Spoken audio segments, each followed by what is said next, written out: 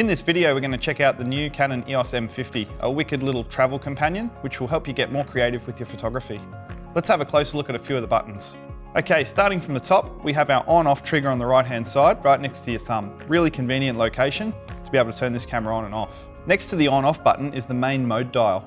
This dial will allow us to change between automatic and semi-automatic modes.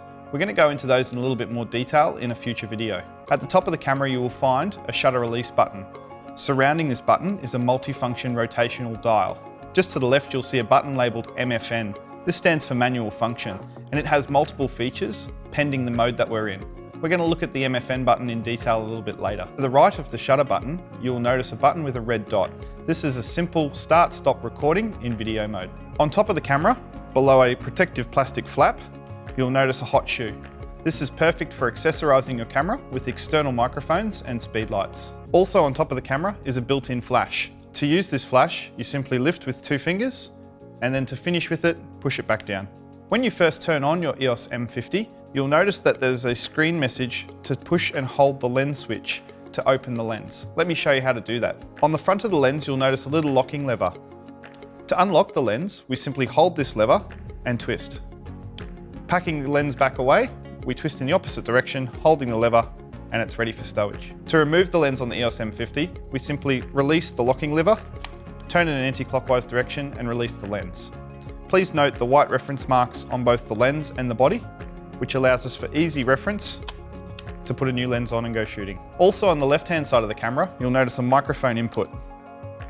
Down the bottom on the left, you'll notice a little logo. This signifies that this model has NFC and Wi-Fi capabilities. On the rear of the camera, in the bottom right, you will find the menu button.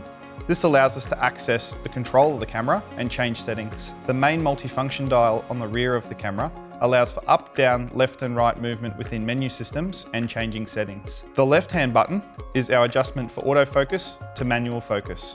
The right-hand button is our flash settings. Simply automatic flash, flash on or flash off. The up key will allow us to change our exposure compensation. You'll also notice playback in blue at the bottom next to menu. This allows us to reference shots that we have taken previously. We can use the left and right functions to cycle, or we can use the intelligent touchscreen. Another button to talk about is the Q set button.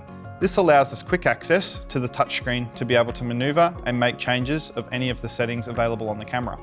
The set button also acts as an OK or confirm function. On the right-hand side of the camera, we'll notice that there is a flap which hides a USB and HDMI output. Just lower on the right-hand grip, you'll notice a little button which signifies wireless. This will give us direct and quick access to be able to share with smart devices. With this model, you'll notice that in the bottom of the camera is a battery and card slot. To open this, simply use your thumb to drag to the right and release. The spring door will come open, giving you access to both the battery and memory card. To remove the battery, simply release the white lever and the spring will push the battery out for charging. To put the battery back in, you'll notice there's an arrow giving you reference to guidance.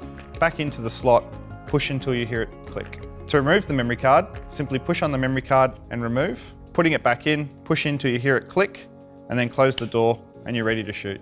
Another great feature of this model is the flip out screen on the back. This allows me to rotate the screen for the perfect selfie, or adjust to be able to shoot up and under a crowd, or simply put it in the traditional place. We can also fold the screen up for protection when stored in a bag. Well, I hope this video has helped to get to know the EOS M50 a little bit better. Let's watch the next video to see some of these features in a little bit more depth.